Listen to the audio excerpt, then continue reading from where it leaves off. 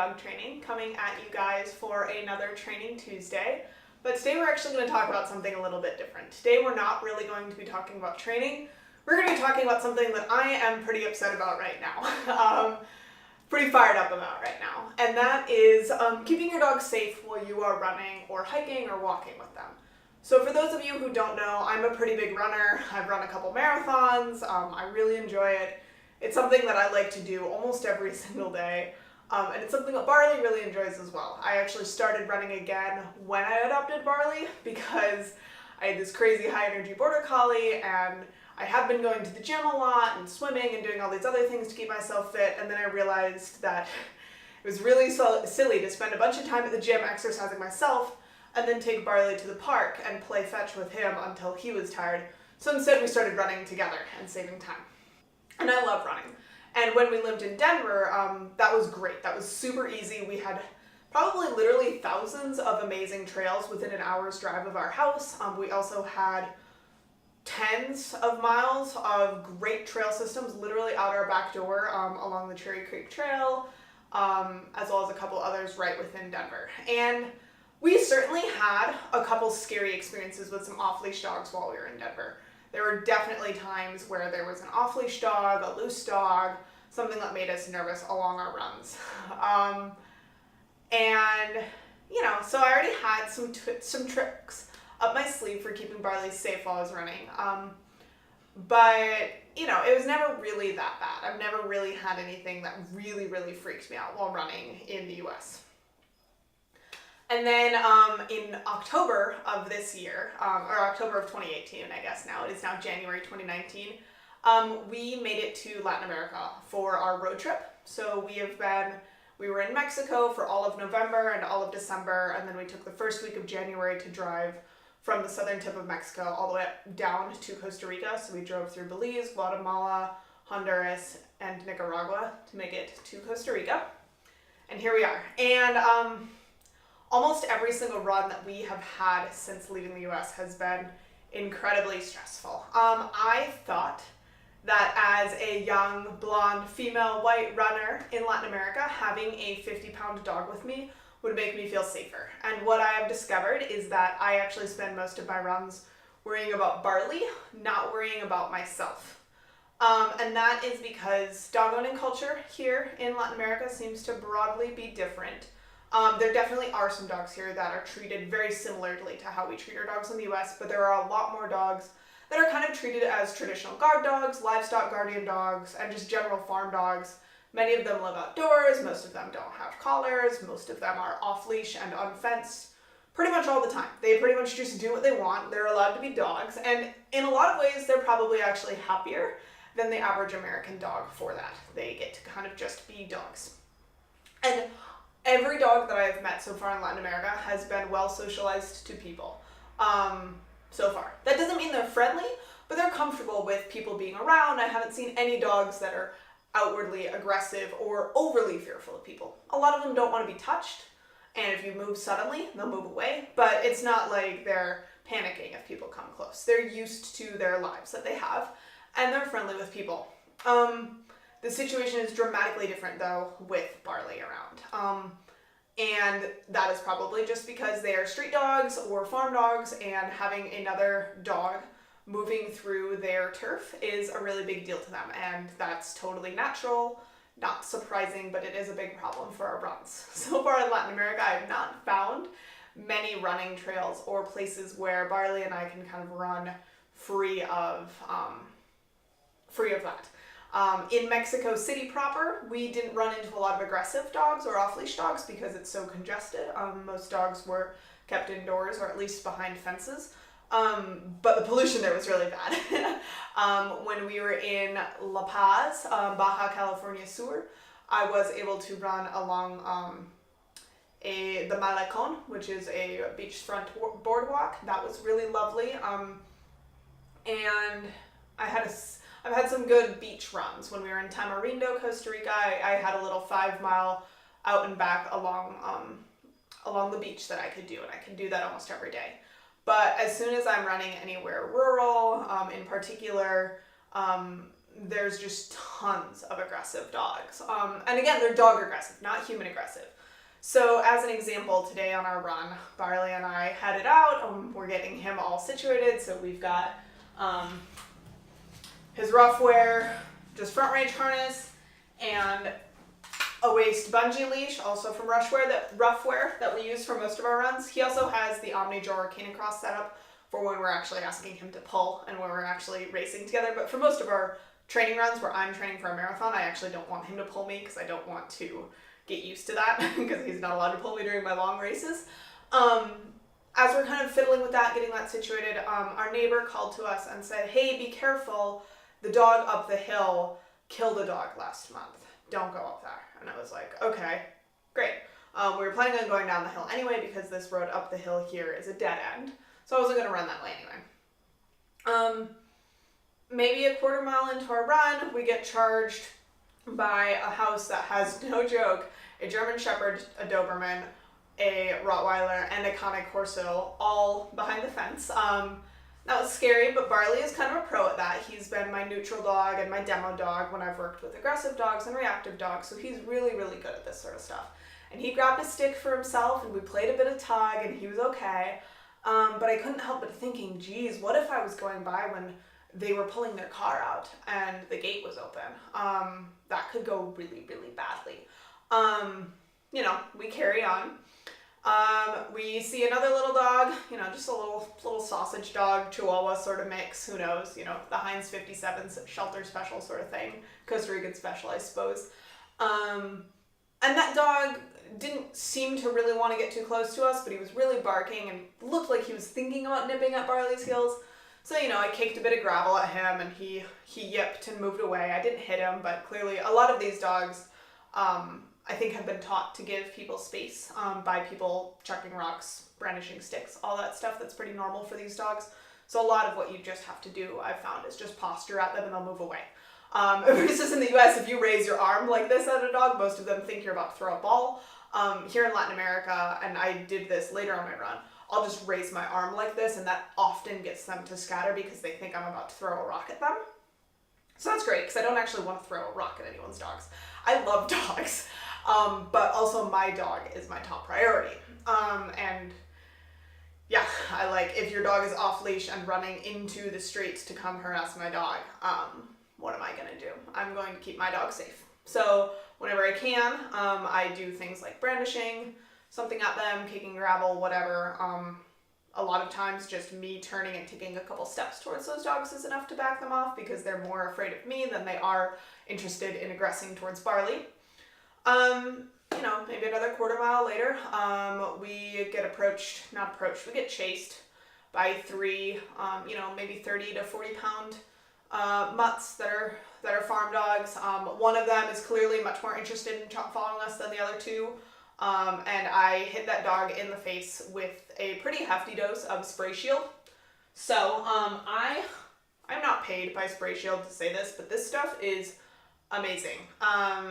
It's made by PetSafe. I will include a link below, for this stuff. And what I have found is pretty important is if you get the dog early enough, it can really do a good job of stopping dogs in their tracks. As long as the dog isn't too serious on doing damage. I have heard stories of dogs having an entire can of this stuff emptied in their faces and an attack still happening. But if the dog isn't incredibly intent, this stuff does a really, really good job. And what I've really been learning about is finding that sweet spot between when the dog is close enough that I can get a really good shot at that dog and not when the dog is so close that Barley is starting to get really nervous. Because one of the other things I'm really cognizant of is as a professional trainer, I don't want my dog learning that other dogs are really, really scary. So whenever I can, I'm using this stuff defensively to make sure that Barley doesn't have a bad experience, so that if and when we're back in the US and I'm doing more training again, Barley is going to continue being a good neutral dog for me and not a dog who is also dog aggressive because he's had so many bad experiences with other dogs. So what I found is this stuff in theory is good up to about 9 feet. I have found that dogs that are probably closer to 7 feet, this is where it's most accurate. And be sure when you're using this stuff that you aim for the eyes and mouth. So I got the dog that was coming at us most forwardly. with a pretty decent dose of this spray shield, and he howled and ran away and then went, and I looked over my shoulder and he's rolling in the grass, because this stuff tastes bad, but it's not harmful. And I, as you guys know who watch my channel, I am not a proponent of using strong corrections or anything in my training. I am always focused in training scenarios on building my relationship with that dog and keeping the dog's emotional safety at the forefront of our training. But this is different because I am not training those dogs. I am keeping my own dog safe. So I would never use this in a training scenario, but I will use it to break up dog fights and to prevent dog fights. So about 7 feet away, I found this stuff pretty effective. I would recommend, if you have not used this stuff before, practice. I practice hitting things with it. I practice hitting things while I am moving because I often am trying to baby talk Barley to keep him relaxed and continue moving us away while simultaneously spraying a dog. Sometimes spraying a dog over my shoulder because that dog is following us. And I would recommend practicing all of that once you guys get some of this stuff. I also would recommend practicing if you're going to have it clipped to your belt, or I will have it clipped to my running belt. Practice unholstering it and make sure that you are really confident which way on this tab is open. Because if you spray a dog while it's like this, you're not going to have anything happen. You need to make sure it's open. So I spent honestly most of this run today with this stuff in my hand, cocked and ready to go, my thumb on the trigger. Normally I don't do that. Normally I have it attached to my belt, but there were so many dogs on this run that I felt like I had to. So, we keep going, and we just keep having these incidents where I'm raising my hand to scare off these dogs. If that's not working, I'm kicking gravel. If that's not working, I'm spraying them. And I'm trying as best as I can to read the dog's body language and determine which method I need to use right away. With the dogs that are more serious, I'm going for the spray shield right away versus waiting until that dog is too close or too intent on getting Barley, because it is much easier to interrupt that behavior from those dogs earlier in the stages. Also keeping in mind that the spray shield only works so far away. It would be great if spray shield worked like with a 50-foot radius or something, but it doesn't. And I pretty much resolved that the next off-leash dog that I saw, Barley and I were going to turn around. And I was going to bring him home, and I was going to keep running on my own. So we saw another dog, and we turned around, and that dog didn't see us before we turned around, so that was cool. We get back to where I just sprayed that dog, and he actually left us alone. He kind of learned his lesson. His two buddies, though, came after us, and their body language looked a little bit more kind of curious. I wasn't seeing their hackles weren't up, their heads weren't down, because that was the body language that I was seeing before that was making me really nervous. These dogs had their tails up, arched all the way over their back, wagging stiffly, hackles were raised, their heads were low. That's body language that makes me very, very nervous. These dogs were looking a little bit more loose, but as I kind of was running and they were behind us, I'm keeping my eye on them, and I look over and a farmer is on the other side of the street, and he starts doing this with his hands. And I figured that is not him doing a crab dance at me. That is him letting me know that these dogs might bite. So I look over and the dogs are getting a little bit closer still. They were definitely pretty much every time I turned around, they were giving us a little bit more space. But they were getting closer and closer every time I turned my back again.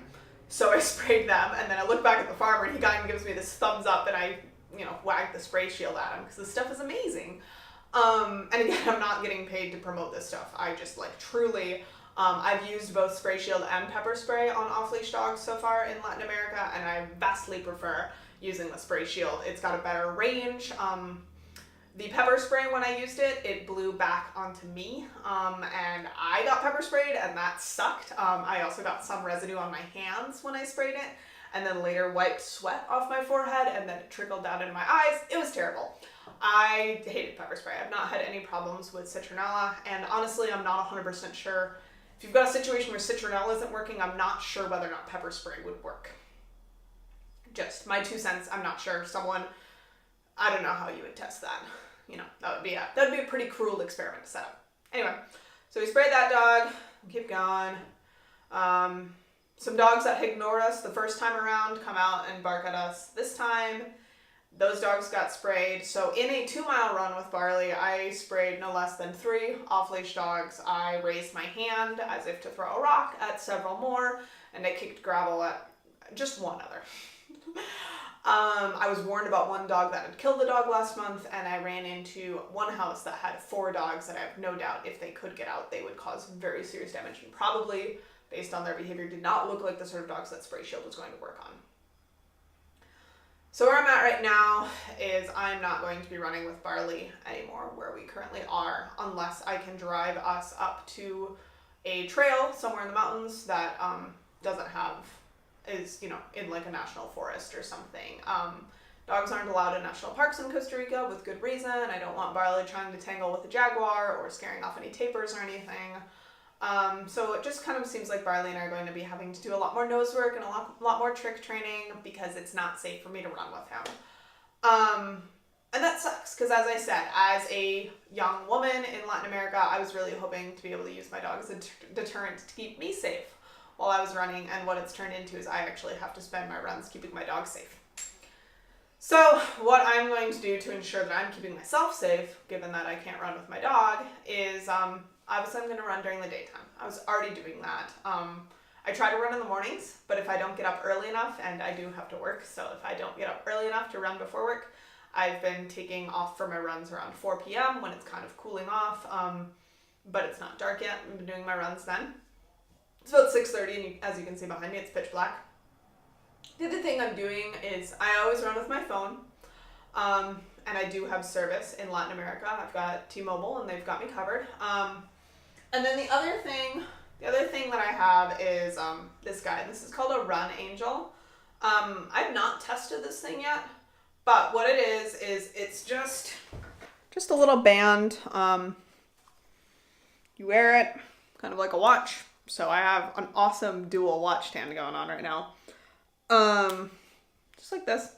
And what it is this button, if I press it, and I'm not going to, it emits a 160, I believe, decibel alarm, which is equivalent to standing next to the speakers at a rock concert, according to the website, which I would assume would probably scare off anyone who is giving me a hard time. It also texts my GPS locations to 3 people that are designated in an app. So it's my boyfriend, my mom, and my sister. I figure between the 3 of them, one of them is probably looking at their phone, and Andrew is the one who's in country here with me, so he actually could hopefully do something. And that's what I've got. I mean, in the more urban areas, I could run with pepper spray. As well. I mean, I suppose I could do that and maybe should do that in these rural areas as well. So now that I can't have my dog, I'm running with the Run Angel, and I'll probably start running with pepper spray. I haven't 100% decided on that. Mostly again because spraying the dog with pepper spray in Mexico, because I had run out of Spray Shield and I just started running with the pepper spray that I was able to buy, was terrible. But I suppose if someone's trying to hurt me, pepper spray's worth it. I don't have a big message for you guys other than if you're running or walking with your dogs, especially anywhere where you're running into some of these off-leash and aggressive dogs, think about what you can do to keep your dog safe. So what I personally am doing is when I take my dog out, I'm trying to plan my routes in ways that avoid off-leash dogs as much as possible for him. It's a little bit hard for me to plan because so after I put Barley away today, we had done 2 miles, I put Barley away and I headed out to do my last 4 alone because my goal is to do 6 today. I didn't see a single dog that gave me a second glance, but I have no doubt that if I had had Barley with me, those dogs that didn't look twice at me would have given him a hard time. At least some of them. Some of these dogs do seem to be perfectly fine with other dogs. I don't want to say that every single dog in Costa Rica has been aggressive, but many of them have been. So it's hard because I can't really scout out my runs and determine which routes are going to be safe for Barley. It also seems like, depending on whether or not the owners are outside, depending on whether or not the dogs are outside, if the dogs are napping, if the dogs are awake, there's all sorts of different factors as far as whether or not I'm going to have a hard time with the given dog here. So I'm probably going to be leaving Barley behind whenever I can't be relatively sure that we're going to be okay on our runs, because the last thing I want is for something terrible to happen to Barley while I'm running. Yeah, I don't want that to happen. It's not worth it. My training goals aren't worth it. So Barley and I are going to be doing a lot more nose work, a lot more trick training. We've got his fetch toys. We do have a yard at this Airbnb. I don't like replacing long off-leash hikes and runs with fetch. It's just not the same amount of relaxation and mental stimulation for him, but it's also not worth having him attacked by someone's livestock guardian dog. That's what we'll do. And then, in the meantime, for myself, I'll be running with my Run Angel. I'll be running with my pepper spray. And yeah, stay safe out there, guys. It's not worth it to put your dog in a bad place. And if you don't feel like you can run safely or hike safely or walk safely without your dog, but you also don't feel like it's safe for your dog to be out with you, consider finding different ways to get your exercise. And I think that's what I'm going to be doing. Again, I know a lot of you guys aren't in Latin America, so hopefully it's not quite as extreme for you guys, but this is a reality for many of us, that it's just not okay to take our dogs outside. And this also applies to you guys who have dogs with behavior issues. If your dog is extremely fearful or extremely easily upset by other dogs, even if those other dogs mean no harm, maybe it's time to figure out how to exercise your dog and exercise yourself in a way that keeps yourself and your dog safe. And that might mean not running with your dog or not hiking with your dog. And I'm really struggling with that, because running with Barley is my favorite part of having him. Truly, if I had to give up running or training, I would give up training. I think I love running with him, especially off-leash trail running. It's just, I love it. And I've really enjoyed this travel that we're doing, but it's really hard for me to not be able to run really well with him and enjoy it and feel safe. And I'm looking forward to one day, hopefully while Barley is still really young and energetic and fit, I am actually looking forward to being back in the US for that reason. So yeah, that's about all I have. I know this was a bit of a different training Tuesday. We'll be back with some actual training hopefully next week, but I needed to get this off my chest. If you guys are interested in reading more of my rants or getting training tips or whatever from me, go ahead and check out the other videos in this channel, or go to journeydogtraining.com. I also offer remote online dog training and dog behavior consulting, so if you're having a hard time with your dog being the aggressor, or with your dog being really fearful of other dogs or whatever, go ahead and reach out to me. Check out the website. I offer email support, text support, one-on-one video calls. I also have a couple online courses running and a couple ebooks that you guys can purchase. So there's kind of everything for every there's kind of something for every learning style and for every budget. So feel free to check that out, and we'll see you guys next week.